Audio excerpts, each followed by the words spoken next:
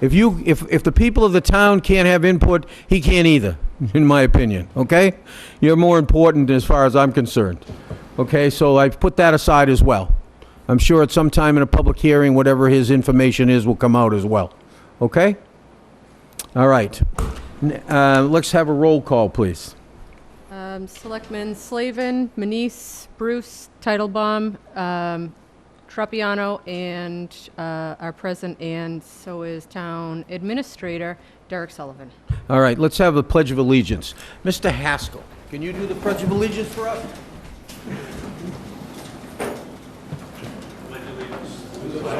Of the United States of America, and to the republic for which it stands, one nation, under God, indivisible, with liberty and justice for all.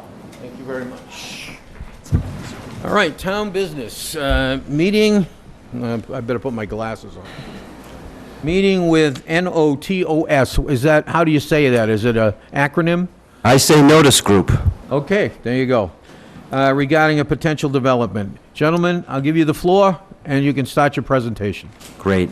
First, I really want to thank you all for being here for this special meeting. I do appreciate you taking the time.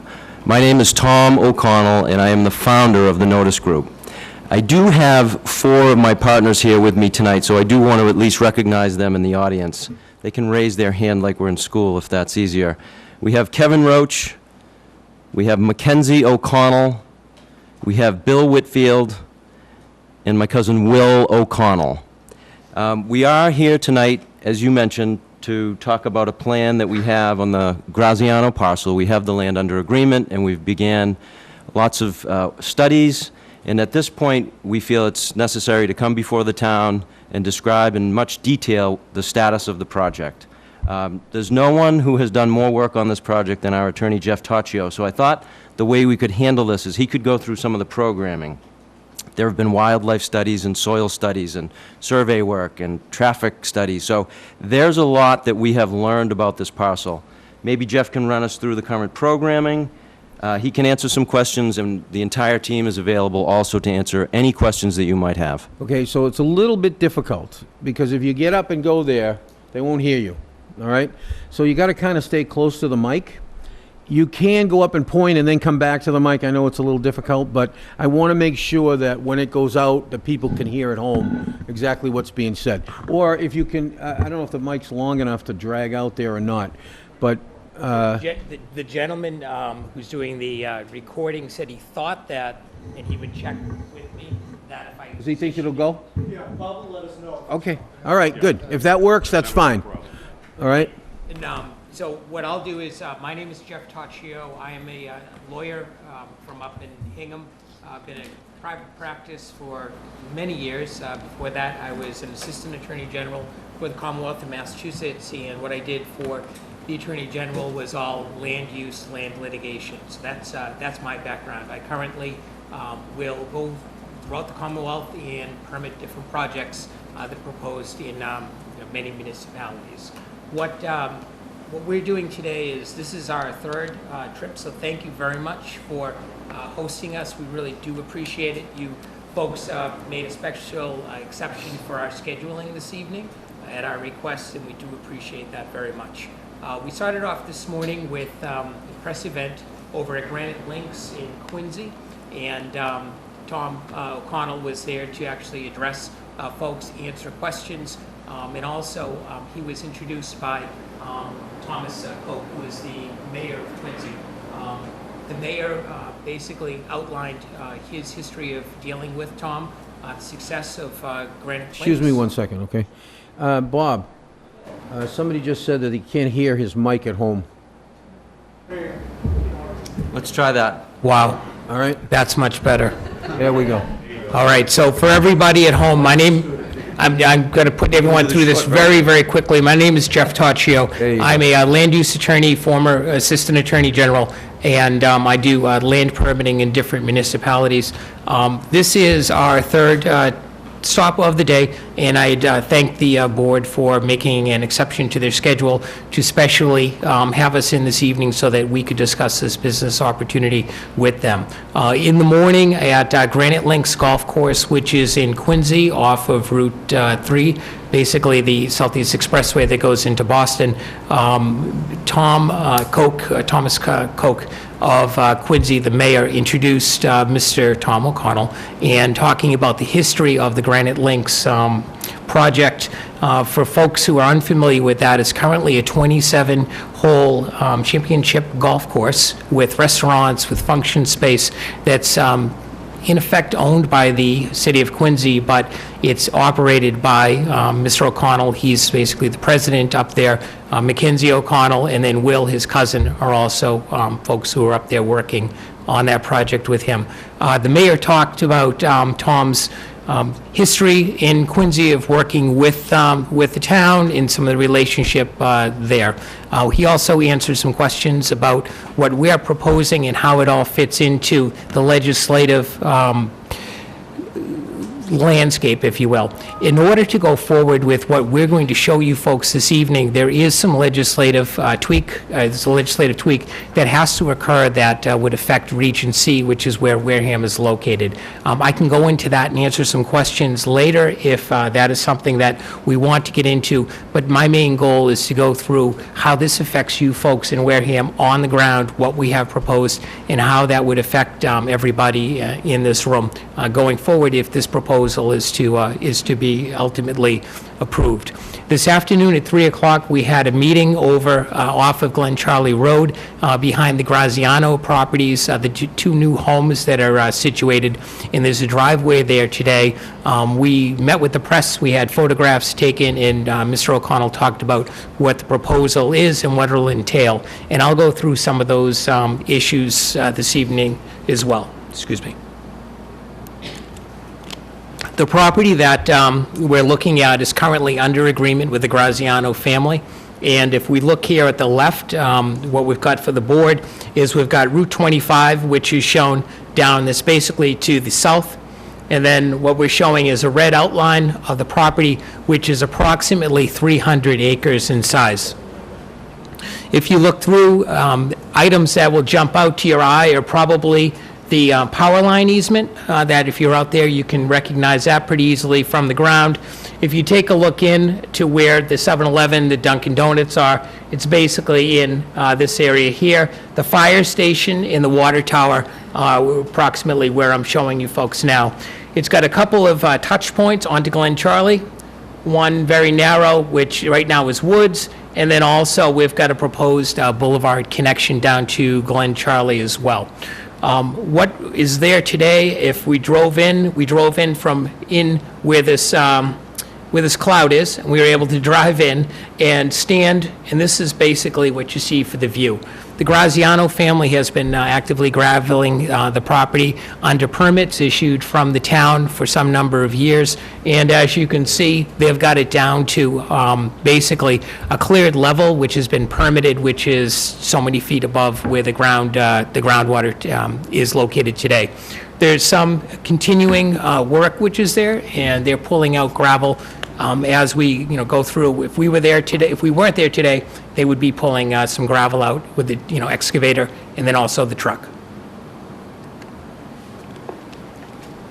The land is primarily in the middle, just very much cleared. If you go out there today, an area, basically with the oval that I'm showing is already all cleared, so it's, it's substantially modified site that is there, and Mr. O'Connell and the notice group has had this under agreement since March of this year, while we went forward to go through the situation of understanding what both horse racing landscape was going to be like in Massachusetts, and then also just what the gaming landscape is like down in this area, which is known as Area C.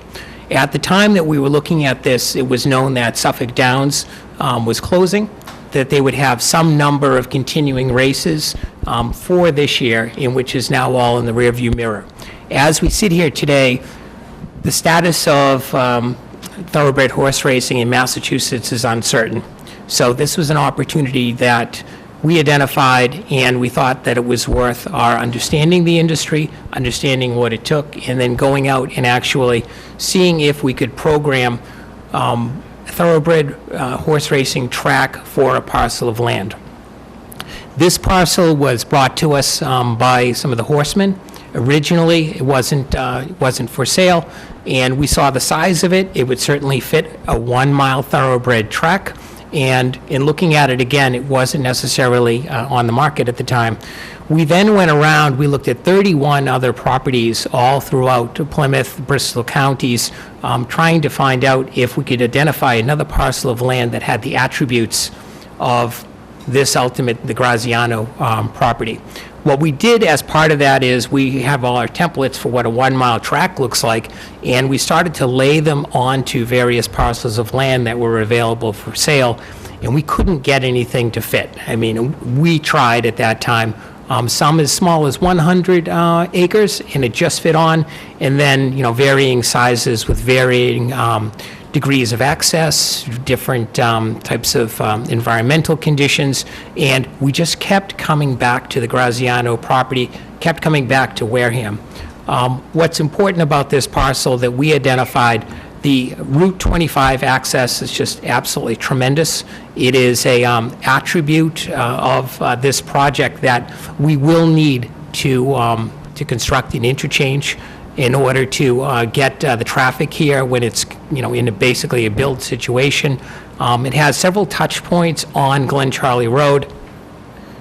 Specifically, we've got down into the north where we have designed a boulevard, but, the reality from talking with our traffic consultants is that Glen Charlie Road is problematic. There's a lot of traffic on it, and in meeting with neighbors, one of the first things that they said was that Glen Charlie Road is an existing not great situation, and it's constantly getting marginally a little worse as time goes on. What we did was we really focused in on looking at an interchange. This followed up from our initial meeting with Mr. Buckland early on, and one of the things that he had mentioned was that A.D. Makepeace for years had been exploring looking for some type of connection down to 25 because of the opportunities that would provide to the region, and that caused us to really go in. This is showing at about a 25% design phase, and what we show there is basically a boulevard road coming off and coming through. And I can answer some questions and explain that a little further as we go forward. What we are proposing for the parcel, as shown here, several elements. As I mentioned first, we have a designed 1-mile track. We've got the dirt on the outside, turf on the inner ring.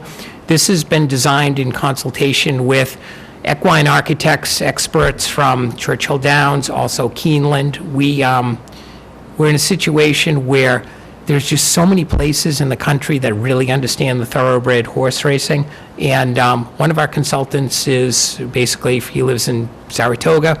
We've got other folks from Lexington, Kentucky, and they really know what they're doing, and they take their craft very, very seriously.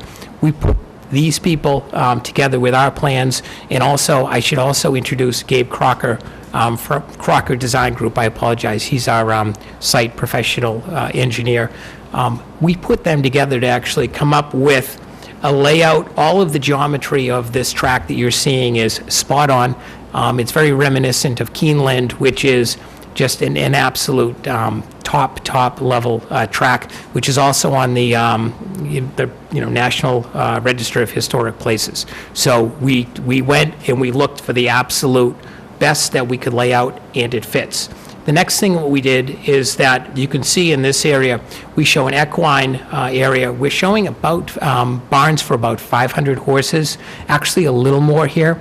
That was designed by GH2, which is the top equine architectural firm.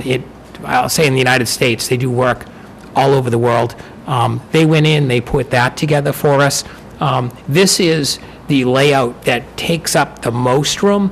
We've also taken a look at some different scenarios that have less individual structures, and there are different ratios that you look at as to how many horses that you have in each structure. But this one took up the most room, meaning that we would know that if we could fit this with supporting parking, that we can fit the other options as well.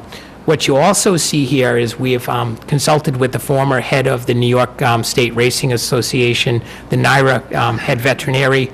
officer, and she's gone through and she's basically put together some programming with us having to do with all the health, horse health facilities, the placement of those, what we'll have for programming. She's already drafted up for us an entire comprehensive idea as to what it takes in the present day to be able to responsibly cite this type of use. This is an opportunity where we don't have an existing track, which is usually the case in other places. We don't have an existing track. We don't have, any existing protocols. This is an opportunity for a brand-new build, real time, and we have the opportunity to take a look at what all of the discussions are throughout the industry on equine health. So we see this as a real differentiator for us as we go forward, and we're taking it very seriously in hiring the best veterinary experts that are in practice today. What we also show is we show the new home for the Wareham gatemen. As we all know, they play on the field out back. And what we did was we contacted Tom Gay. We asked for a meeting with him and some of his people, sat down. We didn't know exactly what we'd be discussing because we're familiar with the other fields. We're familiar with, they've got a little bit of a nostalgic feel to them. We know, there's no ticket sales, and it's got a certain feel to it. And we didn't know if coming in with something that was more comprehensive would be in keeping with their future, or if they wanted something that was a more modest grandstand with clapboards, etc. And speaking with Tom, he looked at it, he laughed and said the newer would be a good way to go forward. He said that they're getting to a point where the top athletes coming out of colleges, typically at a Division I school, he just said that their fit of finish of their fields is, nearing major league quality, and that some of the kids would actually sign up, sight unseen, come down here, see the field, and say, "Oh my, this isn't what I'm used to playing on." So, he endorsed us going forward with coming up with a higher level of fit of finish. We've actually programmed in parking. We've got seating, and this becomes a piece of what I'm going to describe to you folks as the overall plan. As we go forward, what we're also proposing, we've got various parking fields, we've got a parking structure, we've got a 171 key hotel, and then we've got grandstands, and then also an electronic gaming component. If you take a look at what it takes nowadays throughout the United States in order to support the thoroughbred horse racing, there is a gaming component, and what we're proposing is, for example, is what they have out at Plain Ridge, which is, the electronic non-table game type scenarios. So that's been out in Plainville for some time now, and that's 1,250 of the electronic games, which can be slots and other current modern iterations of the slot concept. What we find is that when we run the numbers with the gaming component, it makes the economics work for the revival of the thoroughbred horse racing concept. The hotel that's proposed basically works into what we have for the programming of the overall site, which is sports recreational multi-use, whether it's people coming through to go to a gateman game, whether they're coming in to visit any of these other areas. What we've got is we've got some restaurants that are on site, also the hotel option, and then you'll notice in the middle of the field, the middle of a 1 mile thoroughbred racetrack, which by the way is 1/2 mile in distance this way, 1/4 of a mile in distance this way. It's about 56 acres. It's just an amazing piece of real estate. And what we're proposing for that is programming of some fields. It's similar to something that we do up at Granite Links in Quincy, where they've actually constructed fields and they maintain them, but they're available for use for different regional and local teams in conjunction with use by other teams that will come in here to use those fields. So what we've done right here is we've just programmed in 4 as a fit test. We've got other ones that show less, more, but to make the plan speak with respect to scale, we've put those 4 in. So you can look at those as like a lacrosse or a soccer field, and you can see there's plenty of room between when they all basically fit in. What we've got is, again, we put in the full intersection interchange, at a 10% design level. In talking with our traffic consultants, it meets all of the criteria for the distance, for example, from the Glen Charlie exit, which is over to the west, and also Maple Springs, which is another 0.8 of a mile to the west. So we wind up meeting all of the dimensional criteria with respect to distance. And just with respect to those two, I don't know if you call them a half interchange, but it's an interchange which basically, if you look at both Glen Charlie and Maple Springs, it's something that performs what today is just taken up by a single interchange over 0.8 of a mile. And it's got a lot of the dead area in between, a lot of which is no access Mass DOT. So what it does is it provides a modern alternative that can be put in a responsible area. And then what we look at, I don't have the map with me, but if you continue up into Glen Charlie, what it does is it provides a modern interchange on Route 25 with about a mile, almost a mile and a half of road that we would propose to construct for the town. And by doing that, we're showing a boulevard layout, and it would be, basically a significant piece of public infrastructure that would be available in the future. Maybe 5 years, maybe 10, maybe when I'm long gone, it'll be there and it'll be in place. And what I found when I was in the Attorney General's office is that starting and putting in different pieces of public infrastructure, not all projects all happen at once, but usually the interchange is the most important piece. I liken it to a wall that doesn't have an outlet on it, and somebody finally puts an outlet in. And what a big deal that is. So, for that bad metaphor, that's how this interchange will serve to eventually serve not only this property, but provide infrastructure to go off to serve the region as well. The layout of the road that we propose is very specifically placed because to the west, everything up in the west, Natural Heritage, which is a fishery and wildlife sister agency, if you will, has it mapped for various habitat, buck moth, also it's mapped for the eastern box turtle, and then also a butterfly. What we've done is we've put this in as a hard barrier, so that everything that's to the west off of the road is basically the mapped habitat. And then by putting this in, what it does is it allows us to set that hard boundary for where habitat is located. What we have done is we've got JC Engineering that has already been out. They've done a lot. They have surveyed the entire 300 acres. They've surveyed this little pocket piece, which is over to the south of 25. They have also surveyed the entirety of Glen Charlie Road going all the way back to Route 25. So we have all of that surveyed. We also have a full topographical plan for the property. And now I think that they're either out there or they've just completed mapping where various habitat are, whether it's scrub oak and things of that nature.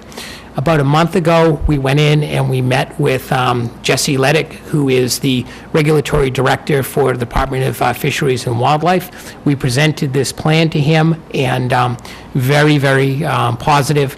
We talked about things that we were proposing for mitigation, and based on that sit-down meeting, we felt that we were in very good shape. We've got the opportunity to engage in different mitigation that would all be within their requirements for the department.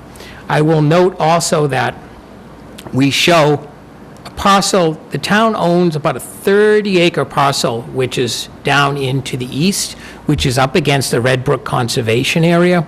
And what Mr. Leddick talked about was having an actual buffer that would be there, that would be available just to keep distance from the Commonwealth's land. And also, he thought that it would be an excellent opportunity to take down a little bit of the overstory, which allows the scrub oak to come up, and that's a prime habitat for the moths.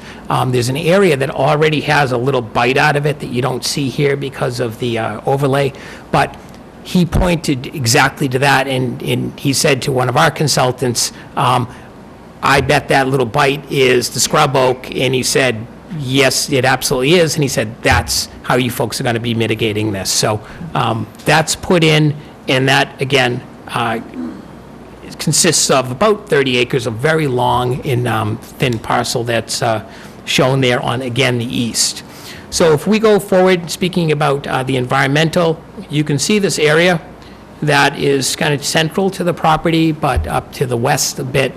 That's got 3 resource areas in it that we show 100-foot setback. We don't ultimately have, all the programming in here, but we've gone through, we've actually delineated where the limits are on those. We have not been before the Conservation Commission yet, but we will. But we feel fairly confident that we've got a good fix on where those resources are.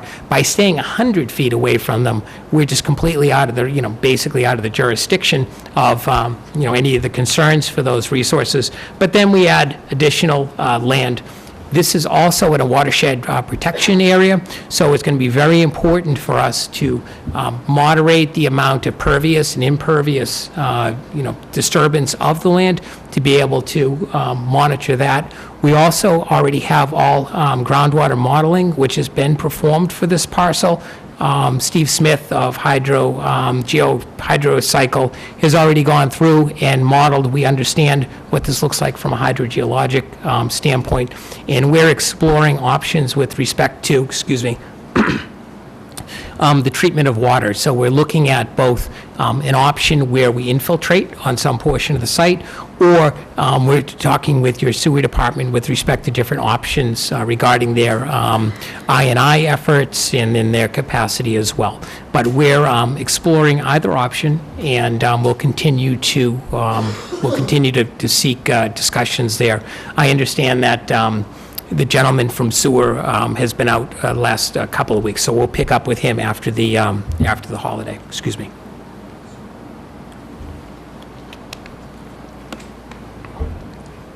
What we've done as part of this, we're waiting for our further traffic study to come in, but what we've done is we've asked for our expert to go through, make an analysis of the various uses, what they have for traffic demands, and start to understand what is in play without the intersection. And what we usually do is we'll do a full build assumption and find out, like, at what point, without having the intersection, the model starts to stumble and break down, et cetera. There's a wave of potential mitigation, but then what we do is, once we understand that, we actually go through, and then we have various scenarios that go forward using an actual interchange. The numbers on 25 are significant, just on an average basis. You've got the 3 travel lanes in either way, so 25 is actually, it's modern. It's got, other than the absolute Cape peak times, it's got excellent flow characteristics, and the idea is that it would, very sufficiently support this type of full interchange proposal. And we'll be pulling this up to the 25% phase relatively soon. We're going to have to go through the MEPA process, so we've got consultants, and we're kicking off a meeting to start in on that, which will be coming up in the next upcoming weeks.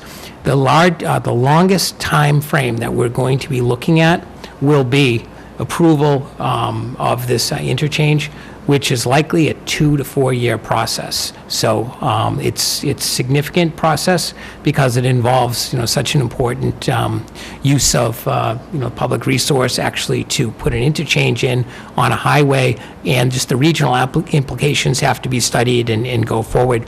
We've actually met with Michael Hogan, who's the CEO of Makepeace, and he had some excellent input on the project, and he had mentioned that they had been looking at trying to find a spot where they could establish this type of connection. I'll suggest that one of the hardest things to do when you put this together isn't necessarily to plan it, but to have a landowner that is willing to make such a great opportunity with the frontage on 25 available, to have the grades that'll work. It's not something that you see very often. Of all 31 properties that we saw, this was also the only one that we could feasibly put together this type of interchange situation. So you folks have in your town just a fantastic parcel of land, fantastic opportunity for this group to come in and do this, if this is something that, goes forward and makes some sense. I'm going to stand up because I'm going to grab the boards.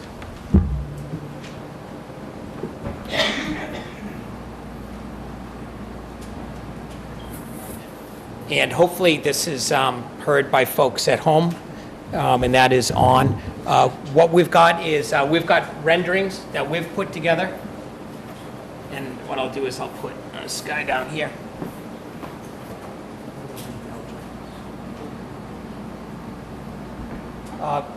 These were put together by JCJ Architecture. They're out of Hartford, but they're, thank you very much, Eric. But they do work internationally. For example, in speaking with the architect, these folks are flying all over the world, so we're lucky to have them here available to us.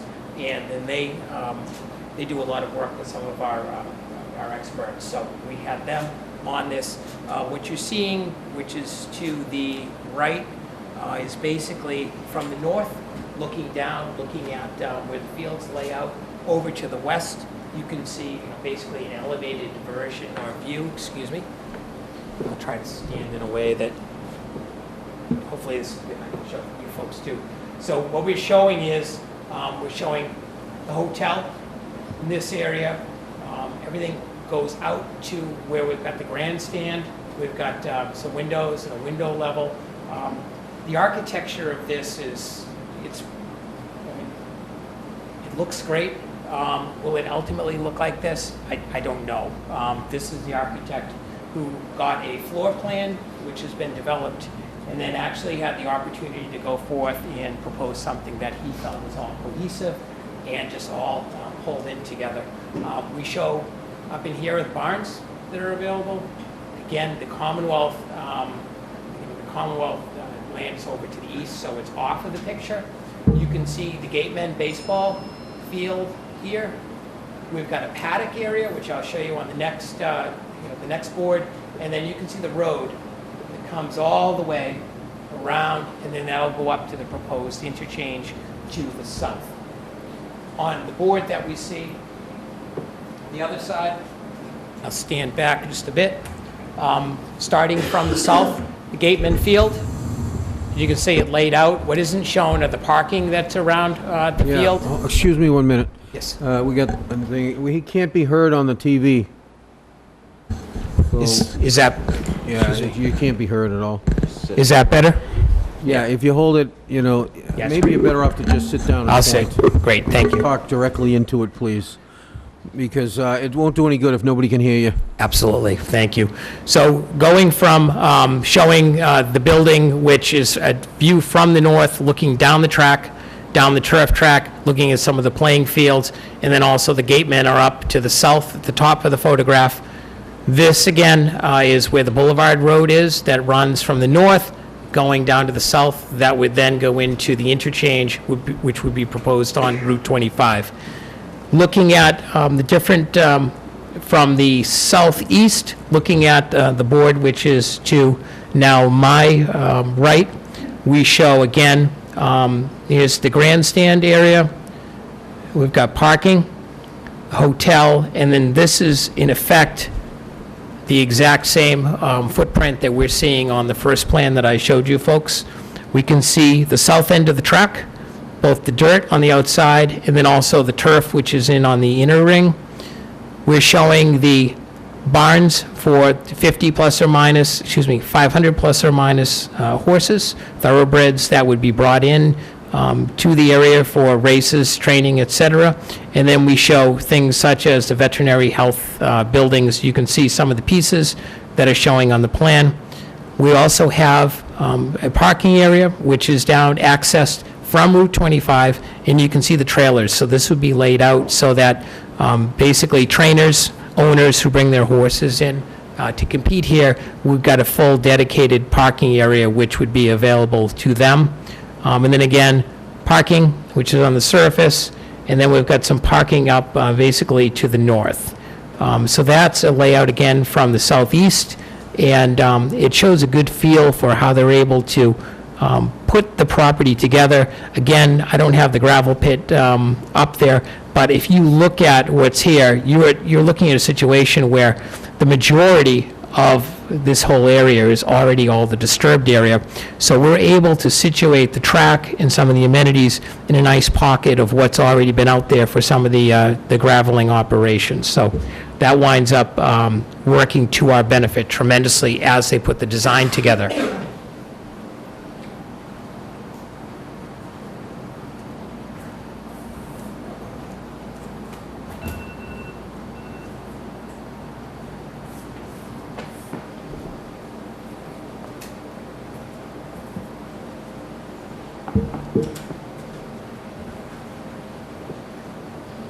What it does is, at this point, it brings me to what the impact would be locally from a fiscal standpoint, both to Wareham and then also the region. This is based on a number of factors. Primarily, if you look at Plain Ridge, which is in Plainville, Massachusetts, that is a version, if you will, of what we're proposing. That's got the electronic gaming, the 1,250 slots, and then that has, instead of thoroughbred racing, that's got the standardbred racing. So what we did is we looked at those numbers, what the reality is, what all the studies looked at, and what the audits looked at for that, and then we were able to put it through and come up with a conservative analysis for what this would mean for your town. What we've got is we've got over 300 million investment in Wareham, and then southeastern Massachusetts. We've got 50 million plus in revenue to the Commonwealth on an annual basis. And we've got 5+ million in annual revenues for the town. 1,000 plus permanent jobs that would be here at the facility. Over 1,000 construction jobs in the construction of this facility. And on those jobs, as part of the process that I'll talk about, there is a grading scale for labor participation, labor harmony, et cetera. So we've got a good handle on that. And then Tom O'Connell has a good track record with other projects that we can point to. And then we've got additional revenue for surrounding communities, which would basically be the surrounding community agreements that are applicable to them. And then a revival of the thoroughbred racing breeding industry in Massachusetts, basically a $116 million industry that's responsible for 1,500 jobs. And preservation, just thousands of acres, I think 41,000 acres in Massachusetts alone are dedicated to overall equine uses. These numbers are specific to thoroughbred racing, and we had the opportunity both this morning in Quincy and then also on-site Wareham to have the Horse Breeders Association, the Horsemen's Association show up and show their support. So you'll start to see some quotes from those folks. What we hear from them is breath of fresh air. What's happened is with Suffolk Downs having, if you will, an expiration date where they are over, where they were in Boston, there was a real, indecision or, lack of clarity on the future. So that had an effect somewhat on some of the, the breeding schedule. Finger Lakes over in New York has been used for some of the mass challenge races as a little bit of a Band-Aid. But the comments that we got today was were this has to happen, it has to happen quickly, and we had just excellent feedback from those folks, as opposed to other communities that will look to, let's say it's an Amazon fulfillment center or something along those lines. These are in-state existing jobs in Massachusetts, and then down Plymouth County, Bristol County have just a real strong presence. So this is something that resonates very specifically to this region, and also, we've got other identified interests throughout the Commonwealth. So it's something that's important, that historically has been here, it exists, and it's a fantastic opportunity to keep these industries alive. And then what we have, dynamic regional economic development engine, because that's what this is going to be. This isn't just a thoroughbred racing track only. It's not just a gaming component only. It's not just a hotel. It's not just restaurants. This is basically a comprehensive project that, whether it's people coming to the Gateman game, coming to spend time, whether it's a capture of people going to the Cape in season, whether it's an opportunity where people are coming off of the Cape on a certain day during a vacation to come here. It's people coming to Wareham. It's people visiting your town. We anticipate that this is going to have just an excellent spill with respect to other hotel room occupancy in town, other restaurants. What it does is it gets your town to be in a capture mode where people will actually want to come here, want to stop, be intrigued by what's offered, and then, be able to spend money here in town, whether it's hotel tax, just the ways that the revenue streams can come at the town are very, very varied. And again, it's based on numbers that we can actually point to in Plainville, for example, and this will be a more comprehensive proposal than Plainville. I will just note that where we came in, for anyone who came in today, again, we didn't come in any of these openings, but we came into where the cloud was. That will not be, that will not in any way be an entrance or an access to any of this property. It'll be accessed primarily through the proposed interchange, and then also we've got the other regional link, which is up near the 7-Eleven and the Dunkin' Donut up in that area. Anything I missed? Wow, you did an amazing job. Thank you. And Notos is the Greek god of the summer wind. So it's a southern wind, and it's associated with the harvest. Tom's second daughter came up with that idea, and it's something that we just kind of gravitated to, and we always get the questions, and Great information on the plan, and he even worked in a little Greek mythology. so with that, I think that we'd be available to answer any questions and right, field I'm any gonna- comments. I'll open it up to the board. Anybody have any questions?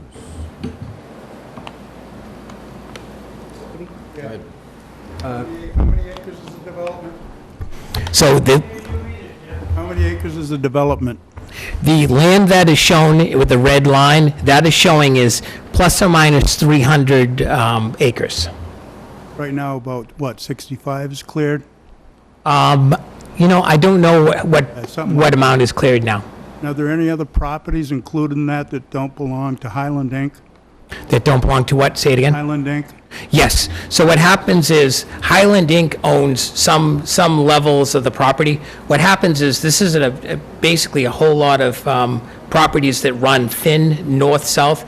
Highland Inc., Able, I believe, is also an LLC, which is controlled by the Grazianos. We show right here is a Wareham parcel. That's the one I talked about. That's like 30 acres. And then there are two parcels over in here that are off in this area, which are also owned by Wareham. I think they come up in about here. So 1, 2, and then this are owned by Wareham. There's Able, there's Highland, and there's another Graziano. It might be Graziano family, but I don't remember exactly. We've had this under agreement since March of earlier this year. Yeah, Thank you. you're welcome. Peter? Yeah, just as a general observation, one of the things I've been hearing from the residents who would be closest to this along Glen Charlie is their concern about noise getting over from the track, I guess, in particular. I don't think the baseball field is going to affect them much because it's further to the south. But noise from the track getting over and sort of disturbing their quiet enjoyment. Is there any possibility of flip-flopping where you have your stables, which presumably will produce less noise aside from occasional horse whinnying, and flip-flopping that with the track so that, for example, the announcements and the post call and the cheer of the crowd and all that is kept further away from the neighborhood? Right now, I would say no. It's not that we haven't looked. We've looked at a whole lot of iterations that show here. With respect to keeping this area untouched, it basically changes the orientation of how the grandstand, et cetera, would all lay out with respect to where the track is. I will say that the distance, for example, from the track over into the neighborhood here is, Gabe, can you help me? Let's see, it's hundreds of feet, it's 400 maybe, 500, somewhere in there. Up into here? Yeah. This is a quarter of a That's a quarter mile. mile, so that's 1,000 across, so that's Yeah. about half that. So we've got distance also with Glen Charlie. The closest house, I believe, over on Glen Charlie is between a quarter and then a half a mile away. Also, this is down low, this is proposed to be down low. So if we look at the first floor of this building, the elevation here is on an existing ridge, and the difference in elevation is somewhere between 17, 14 feet, somewhere around there. So what happens is the proposal is to have the track sunk down so that it's got kind of a natural, Coliseum Bowl type situation. And we believe that dropping that down and then also having the building, which will be just an excellent sound barrier, we do that quite a bit. We'll be able to control quite a bit going off to the west. And then the difference in the grades, if you look there today, there's a hard, you can see right in here, see that hard, you can't see it.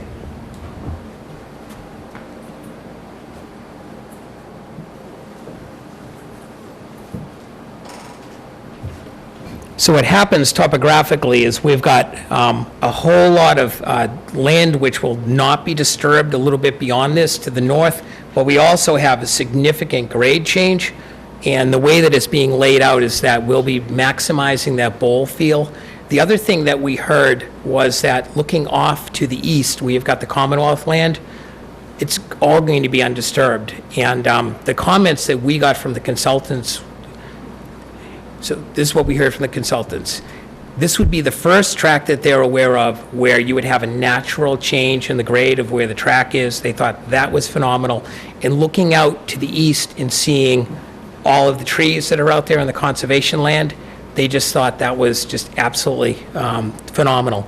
And then that's why, just kind of the orientation of, windows, et cetera, they were extremely excited about that.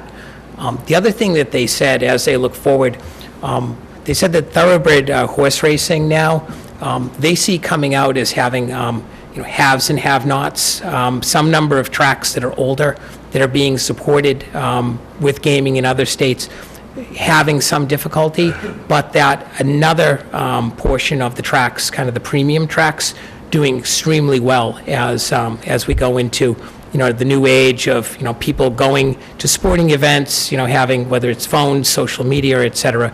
Their comment to us was that the Wareham track, proximity to ocean, all the conservation land, Cape Cod, et cetera, they thought that this was positioned very well to be, among one of the premier tracks on the East Coast. That meant a lot to us when we were looking at this, to get that type of feedback, that type of validation. I said valuation, isn't that a Freudian slip? That was something that we thought that we saw, but once the architects and the engineers started to show us that it all laid out that way, it shows what a great opportunity it is. Yeah, just back to the noise issue. Yep. Again, this is just, very early on in the game, and who knows who's going to support what here. But I think consideration might be given down the road to some acoustical screening at that end of the track, perhaps. Also, That might be something you would want to consider. Also, I totally know what you're saying. We also have a lot of experience with playing fields that are actually in neighborhoods very proximate. What you'll find is that the modern speakers, the way that they convey sound to groups, it's not the loudspeakers that just wash the sound over a great area. What happens is, instead of the big speakers that announce out into the world, they're very small speakers that are very much focused where they're directed to, and there's an entire algorithm in the math that they go through, and they figure out what the zone of each speaker is. So, for example, a speaker may cover, a 50-foot circle. They will actually overlap them, and I will come in with a plan showing how all the speakers will overlap the grandstand, so that out it comes, the sound goes to 50 feet, and then it just kind of fizzles out, only to be replaced by the next speaker, which is, X number of feet away. We've got a lot of experience with that, and we're used to planning boards actually asking us to come in with the sound mapping. So this is definitely a situation that we'll be looking at here. And I can give you the lists of different athletic fields that we do that at, which have been very successful. Yeah, I think an acoustic profile would be helpful. My other concern, and I appreciate the offer of the gift of the boulevard, but given the various traffic apps that are on phones, I mean, I use them. I join the herd that moves from one traffic jam and creates another traffic jam somewhere else. Everybody else is using them now, too. My one concern would be that the boulevard would provide sort of that opportunity for people to say, oh, gee, I don't want to use the 25 exit to get there. I want to go down Glen Charlie because, 25's backed up and I got to wait half an hour or something like that. So that would be a concern regarding the boulevard. My preference would be one way in, one way out for everybody but the fire department, who I would want to have a gate up the other side of the property because you want to have access from multiple points for public safety people. Police, fire, EMS would have to have multiple access points. But I really think that in order to protect the road, and that road sucks, to be honest with you. We all know it. There's nothing we can do about it as a town because, we'd have to take half the houses away that are on it to ever straighten the thing out, which is not feasible either.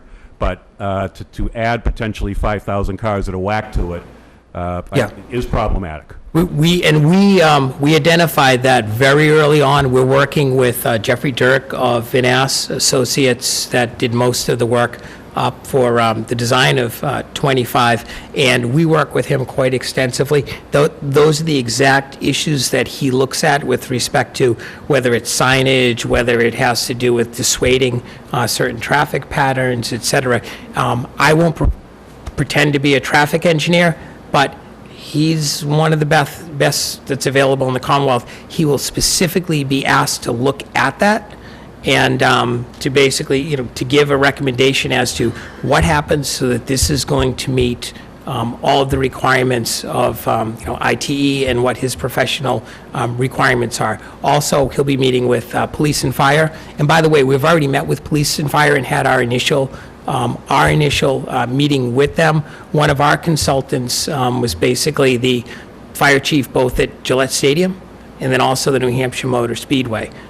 So he's got a lot of experience with what they'll call a large event type scenarios. And, we realize that you folks don't have something that's a large event, who does? But he's uniquely qualified. And he spoke to both, all the chiefs about keeping an open line of communication, answering questions, and him actually asking questions so that we can understand more closely what the issues are. Also, Tom, Mackenzie, some of our team have met with some of the neighbors, and that was probably the number one concern, was that Glen Charlie's, it's a real problem. I'll tell you that the reason that we went out, we've already surveyed Glen Charlie.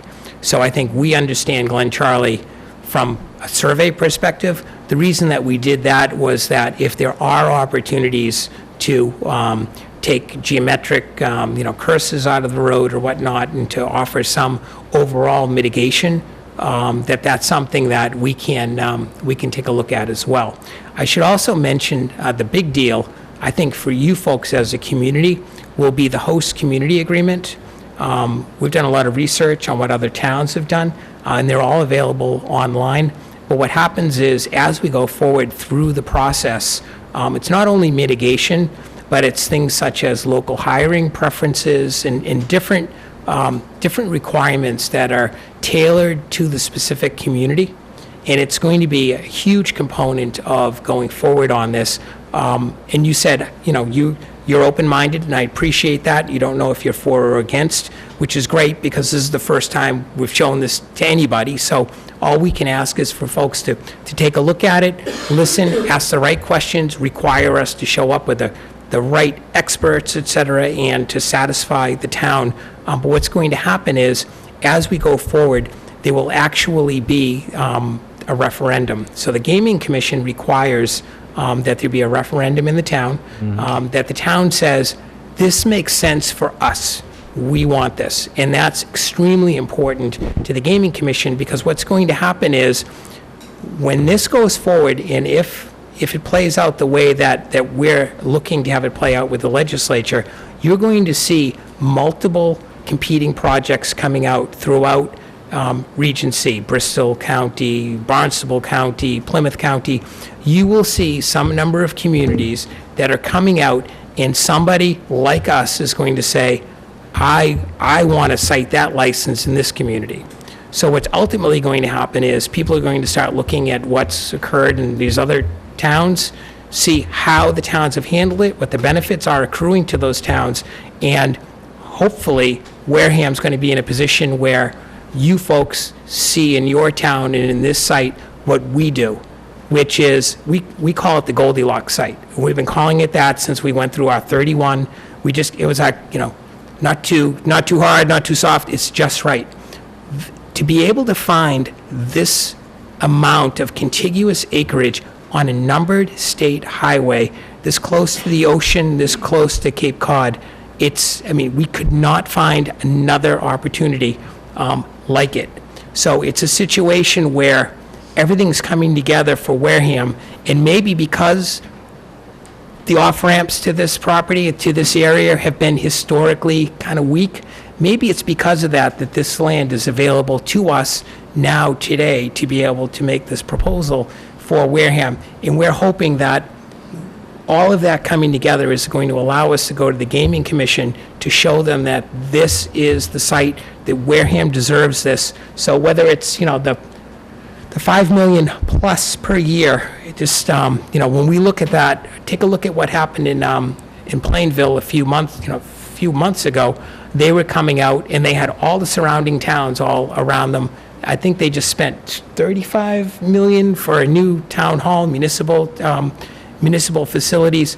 That's a town that did a very good job in understanding the host community agreement and being able to put it into play for the benefit of that town. We'd like to give you folks the opportunity to do that here in town, whether it's, senior facilities, whether it's library facilities, whether it has to do with education.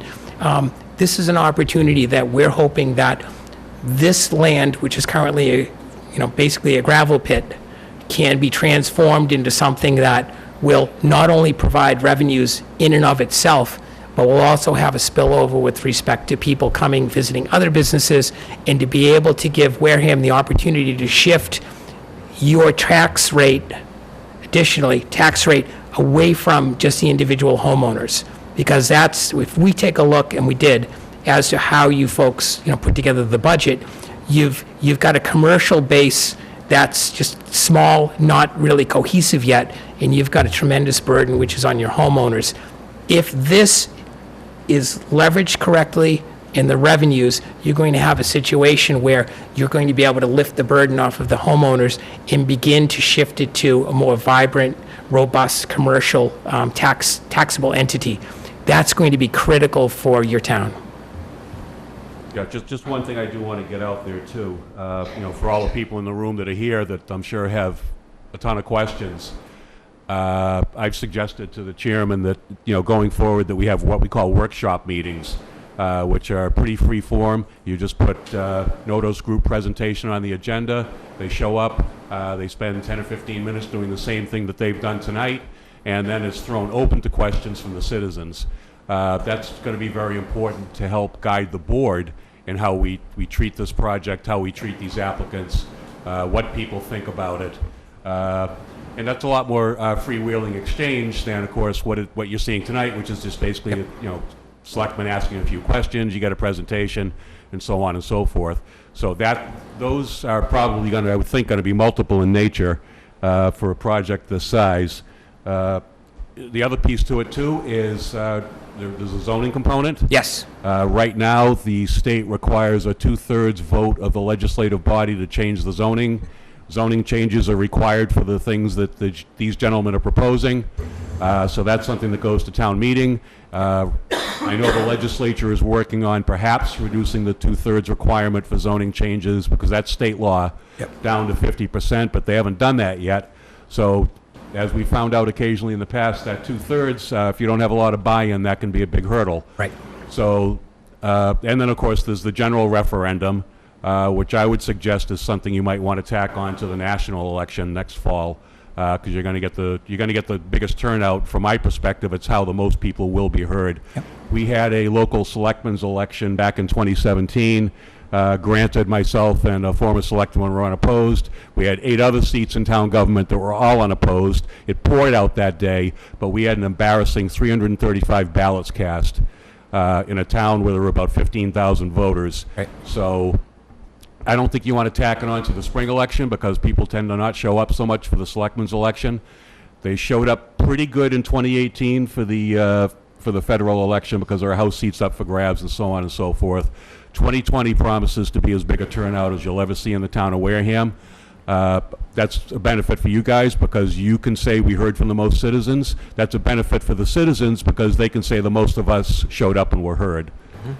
So that's just sort of all of the things that go forward. So just for the people out there who think that, oh, tonight, they came in, they talked, I have a lot of questions.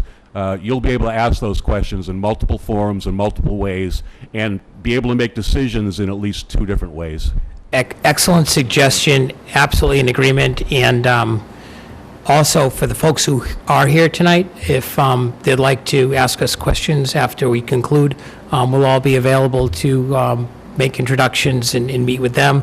And then also, absolutely correct on the zoning. Currently, it's the R130, which allows just for single-family homes, which is kind of the opposite from a tax perspective. We talked about the model of shifting off of the individual homeowners onto a more commercial base. So it would seem that the underlying zoning is antithetical to kind of the long-term financial viability, if you will, for the area. So what we would do is propose to do it. You already have an overlay which is available, which is very close to what we need, but we would definitely need to have a tweak to that.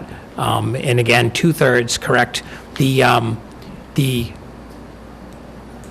The overall, the vote of the town to be able to go in and show on a referendum basis, that has to be timed also with where the Mass Gaming Commission is. So there are some regulatory requirements there that we've got our eye on. And then as we go forward, we'll be in contact with you folks through Derek, and certainly by all means we'll continue to meet with neighbors. That would be fantastic. All right, so the good news is, to me, is, as you well know, this is not the first time that this gaming proposal has been on this parcel of land. In 1999, a group came forward with Harrah's being the developer to put a casino on this piece of property.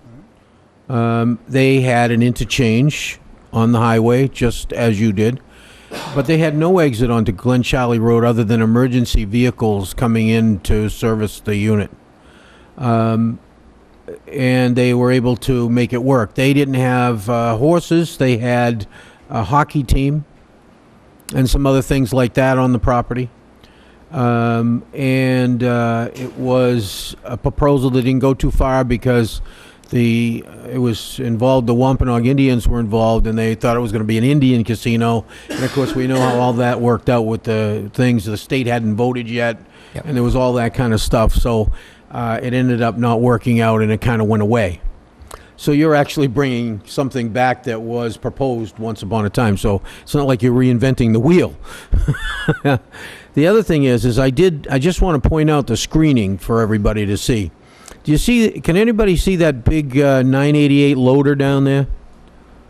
Right there in that picture?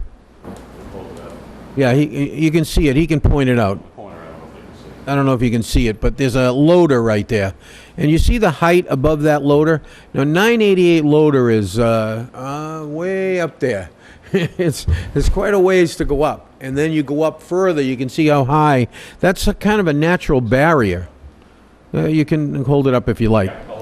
It's a natural barrier for sound, obviously, and the sand, being there and all that is going to kill a lot of that sound that tries to leave, because the track will be depressed. So that's one good thing, in my opinion. That's a good thing. But I think you're going to have to really deal with that Glen Charlie thing, and the reason I say that is, once upon a time at the base of Glen Charlie, they wanted to put a gas station. Mass Highway came in and said, oh yeah, there's no problem with traffic. Well, I don't know how many people are here from Glen Charlie, but how many people know about the traffic at Depot and Glen Charlie right there, huh? How many have fought through that one, right? Yeah, exactly. So we know, and Peter's absolutely right today. It's a little bit different when you put in the GPS where you want to go, and it says, oh, I can save you 10 minutes to go this way. This year, for the first year, I tried to go down to and over the bridge one time during the traffic. And typically, I know the ways around. I can go down Head of the Bay Road and come out and come in and sneak in the corner and do whatever. Couldn't do it this year. The traffic was backed up down those roads for miles in all directions, and there was no way to get around because of GPS. All right? Now, all those hidden things that all of us residents knew about doesn't exist anymore. I don't want to see that on Glen Charlie Road. I can tell you that right now, man. Because they will. They'll go through that interchange and cut out onto Glen Charlie Road. Or they'll come through Glen Charlie Road and cut onto the interchange. We can't have that happening, man. We'll have our traffic. That's a non-starter. We'll have our traffic So engineer. you're going to have to look at that very carefully, in my opinion. Great. That's a problem for me. Will do. And I know it's a problem for the residents. Okay, I mean, it has to be good for Wareham, and if it's good for Wareham, it's be good for the residents. Absolutely. And that's the most important thing as far as I'm concerned. Okay? I got one. Absolutely. You got something? You got a question, Alan? Go ahead. It's not really a question. I'd like to thank the group for coming forth with this project. The It's microphone on? phone's on. Sometimes it works. Sometimes it doesn't, Bob. Not my fault this time. It's the type of project that really you have to look at all phases of this. This is not a simple thing. This has so many component pieces that have to fall into place. It's not going to be easy. It requires everybody working for the same goal to make sure it works for everybody. So if people think this is something that's something that's here and done, it's not even close at all. It's going to require a lot of thought and a lot of pieces. What you've heard so far today barely scratches the surface. So I'd ask everybody to sit down, make notes, think about things. Don't make assumptions. We see stuff in the blogs and everything else. And what happens is people make up stories virtually with no facts. This needs to be looked at carefully. Wareham as a town cannot survive on property taxes. The state of Massachusetts, the federal government, basically is level funding our town constantly. We are losing services every year because the revenue does not keep track of the increased costs. There's no 2.5%, trigger for our expenses. There is for our income. It's really an oxymoron of how the state is running since 1974, when you don't control expenses, but you control revenue. It's a recipe for disaster. The disaster has been here for a while. So my comment is, we don't want to sit here and jump out and say, well, we got $5 million coming, that's great. We have marijuana money coming in, it's temporary, it's not going to be guaranteed. But you need to make a decision. If people keep asking us for improved libraries, a community center, social services, taking care of the beaches and everything, the money has to come from somewhere, and I'm not going to sit there and tell you it's going to come out of our homeowners because they're all strapped right now. It's not there. So this is a project that has tremendous potential, but at the same time, it has to work for everybody. So please think, ask questions. Don't have someone come to you and say, I heard this, I heard that, because 99% of the time, it's false. Thank you. I want another question. How many rooms are in the hotel? 171 keys are 171? designed for that, so that Okay. it fits that, and then we've got it parked to basically fit those numbers. Okay, 171. Okay. Okay. Jim, did you have a question? Yes, I did. A couple of them. So what are your biggest hurdles and pitfalls that you foresee, and what's your timeline? What are you looking at? Well, the near-term challenge is to get the legislature to tweak 23K to allow the Massachusetts Gaming Commission to have the discretion, to have the authority to open up Region C for a competition. So basically, we're asking the legislature to consider those changes to 23K, which would allow the Gaming Commission to open up for a competition. So those are the near-term hurdles. We do think that there's a strong appetite now for the legislature and the Gaming Commission to turn its attention to Regency, and that's one reason why we wanted to get in front of all of you very early on, because to Alan's point, this is going to be a highly competitive process. The riches that inure to the host community are real, and there will be many other communities out there that will want this package. So this is one of those things where you should ask every possible question you can think of, and this needs to be great for Wareham. I do think that it is Wareham's turn, and I do think that it is Wareham's time, and that's why we're so passionate about this plan. But let there be no mistake about it. We need to have unity with this town. We need to have unity with you because, again, there are other towns that will want this, and there will be a lot of competition when I believe the Gaming Commission opens the region up for a competitive process. So again, what about the time frame? Are you looking 8, 10 years out? Oh, no, it should be a lot shorter than that. I mean, Yep. the construction period itself is generally 2 years, but, I mean, you can speak to the... Right, we're probably looking, earliest something could happen would be like 22, and then more likely a few years after that. And then Will has put up basically the lime green Region C plan, just to put into, geographic, meaning what's happening is Region C right now is, when you read the statute that was put together in 2011, it's got the Region A, which is now Encore, Region B, which is now MGM Springfield. Plain Ridge was able to come in with the electronic games, with the standard bred, and then what's happened is there's now nothing which is in Region C. The whole Gaming Act, the piece kind of started down Fall River and then also New Bedford, and then here we are in 2019, and Region C is the only region that doesn't have the casino. If you read the law, it says Region C shall have a Category 1 casino, which is a full resort, dealers, card games, et cetera, type casino. In 2011, the thinking was that the region would support that type of investment. But now our studies, other folks' studies, show that it wouldn't be viable down in Region C. What we did when we went in, we've talked to the Gaming Commission groups, so you meet in what they call 2x2s, and you get fresh, questions from all of the groups, and they asked a lot of excellent questions of us. And what was interesting, which is, just kind of a geographic reality, is that 30 minutes out from Wareham, you can see where the line is, and this is, somewhat imprecise, but generally that's how they do it. So you've got the majority of the visits from the 30 minutes. If you go out to the 60 minutes, you can see that it just misses Plain Ridge. Plain Ridge is about 40 miles away. 60 miles away is Encore, so it misses that. And then what you do see is it starts to hit Tiverton and then Twin Rivers. So it's got a pretty interesting repatriation profile where the Gaming Commission can look at this, and their interest isn't to just approve little one-off, islands of different facilities that generate revenue. But what they want to do is once they approve one, they want there to be sustainability. It's a huge process, it's a huge investment, and they want that facility to continue to generate revenues for the Commonwealth of Massachusetts. So they're very, very cognizant of not having any type of cannibalization within the Commonwealth, or to minimize that to the extent that they can.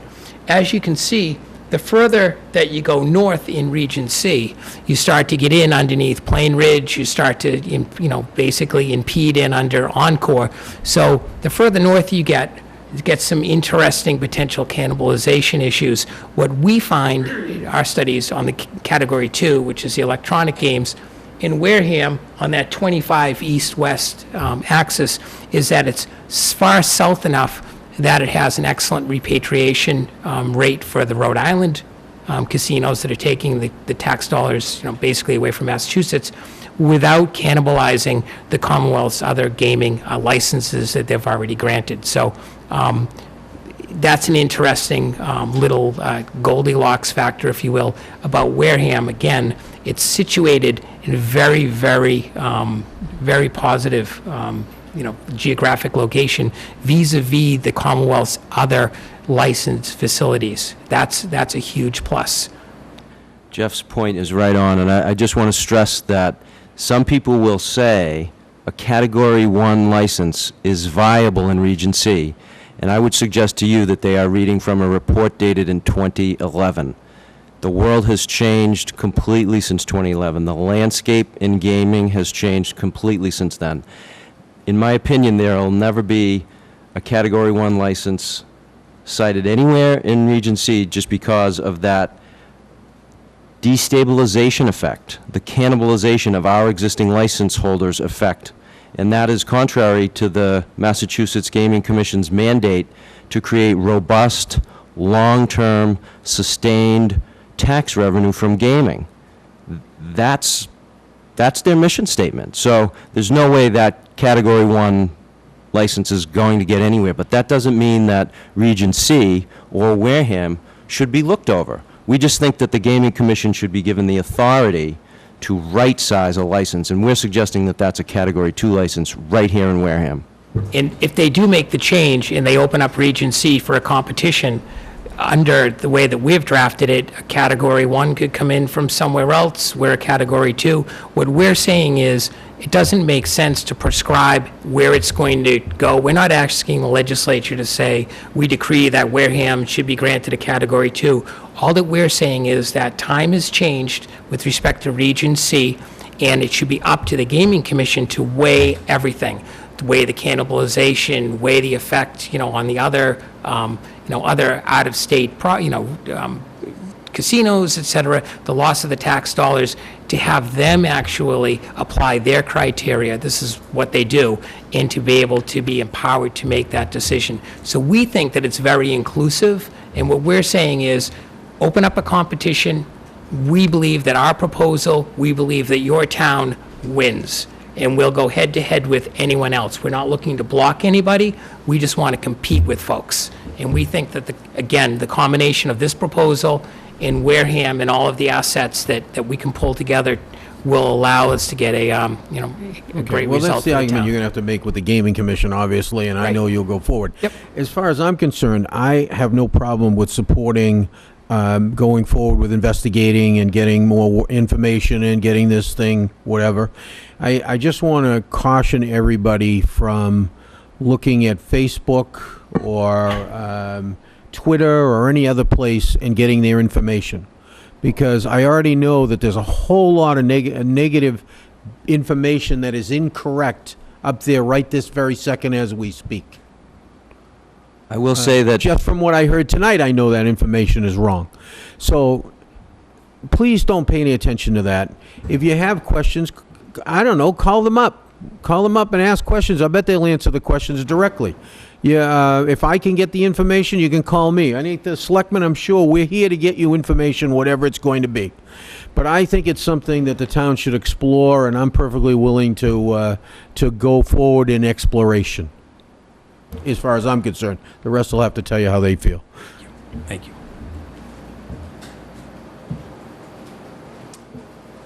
Anybody else? Nothing to say? Okay, thank you, gentlemen. We really appreciate your your taking the time and Appreciate then your time. scheduling. thank you very, very much. Thank you. All right. So I'd like to very thank the much. 30 people in the room who showed up as well and showed some interest in this. Yeah, thank you very much for coming. All right, I guess that's it for tonight. We'll see you next week in our regular